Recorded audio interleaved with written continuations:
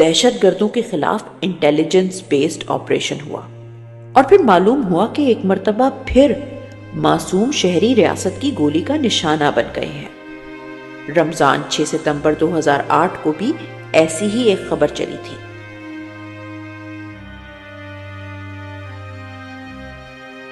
قومی میڈیا نے جسے دہشت گردوں کے خلاف آپریشن کہا تھا، وہ شہری آبادی پر بلا تفریق بمباری تھی کہ جس سے فقط لمحوں پہلے حکم صادر کیا گیا تھا کہ مکین مکان خالی کر دیں۔ حکومت تو کہہ رہا ہے کہ گاؤں خالی کر دو، لیکن ہمارے لیے کوئی متبادل انتظام نہیں کیا اس نے۔ یہ ابھی ہیلی کاپٹر جو ہے نا، ان لوگوں نے کہا ہے کہ وہ کاغذ پھینکا ہے، پتہ نہیں کیا لکھا ہے، اسی میں لکھا ہے کہ 12 بجے تک تو تم لوگ جو ہے نا پورا گاؤں خالی کرو۔ پتہ نہیں یہ کیا وجہ، یہ کیا مصیبت ہے، یہ بچے لوگ یہ سب جو ہے نا پریشان۔ سانحہ یہ ہے کہ ایسے سانحوں میں جنازے صرف وہ گنے جاتے ہیں جنہیں کاندھوں پر اٹھا کر دفن کر دیا جاتا ہے۔ جو عمر بھر کے لیے کاندھوں کے محتاج ہو جاتے ہیں انہیں زندوں میں شمار کیا جاتا ہے۔ دہشت گردی کی آڑ میں ہمیں صرف مارا نہیں گیا، کولیٹرل ڈیمیج کے نام پر بھلا بھی دیا گیا ہے۔ اتنی ہی سی تو حیثیت ہے ہمارے جنازوں کی بھی، ہم سب محض کولیٹرل ڈیمیج ہی تو ہیں۔ ہمارے سالوں کی ریگزاری جوڑ کر کھڑے کیے گھر بس کولیٹرل ڈیمیج ہی تو ہیں، ان کے ایک فیصلے کی بھیٹ چڑھانے کو میسر۔ طاقت کے اس کھیل نے کتنوں کی زندگیاں نگل لی، اس ڈرٹی وار نے کتنے گھر اجاڑے۔ امن تھا، امن آج بھی ہو سکتا تھا، کیوں نہیں قائم رہنے دیا گیا؟ اگر کوئی یہ کہے کہ دہشت گردی شروع ہو گئی یا آ گئی ہے تو یا تو وہ بے وقوف ہے یا اس گیم کا ہی حصہ ہے، کیونکہ ایک ایک لمحے پر ہم خبردار کرتے رہے کہ کیا، کیوں، کیسے، کب ہو رہا ہے۔ تفصیلات سے اب کیا فائدہ؟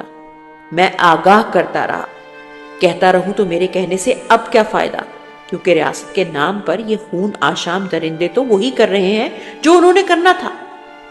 کیوں کر رہے ہیں اس پر بھی میں تفصیل سے بات کر چکا ہوں، مزید کروں تو بھی کیا فائدہ۔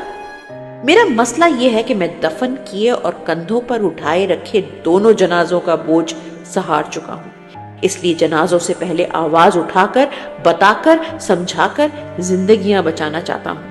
ان کا معاملہ یہ ہے کہ یہ لاشوں پر بھی بیانیہ بنانا چاہتے ہیں۔ کاٹلنگ کے المیے کو یہ کولیٹرل ڈیمیج کہیں گے، لیکن یاد رکھیے گا دہشت گردی کی اس نام نہاد جنگ میں یہ جو لفظ استعمال ہوتا ہے یہ ہماری زندگیاں ہوتی ہیں۔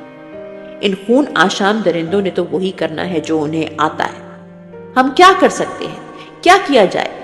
2 دن قبل امن تحریک کے اپنے ساتھیوں کو بتا دیا تھا کہ اب حالات شہری آبادیوں پر ایسی ہی بمباریوں کی طرف جا رہے ہیں۔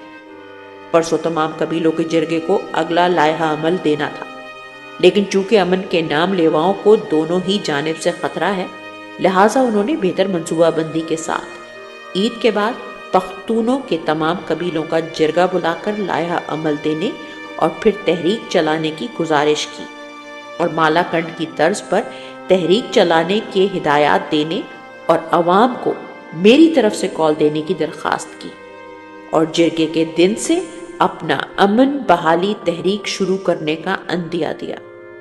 سب نے اس پر اتفاق کیا کہ ہمارا امن ہم نے خود بحال کرنا ہے اور اپنا گھر ان وحشت کے سوداگروں سے خود بچانا ہے جن کے لیے ہماری زندگیوں، ہمارے پیاروں، ہمارے گھر بار کی حیثیت ایک ڈرون حملے، ایک کراس فائر کی زد میں آ کر کولیٹرل ڈیمیج کہلائے جانے جتنی ہے۔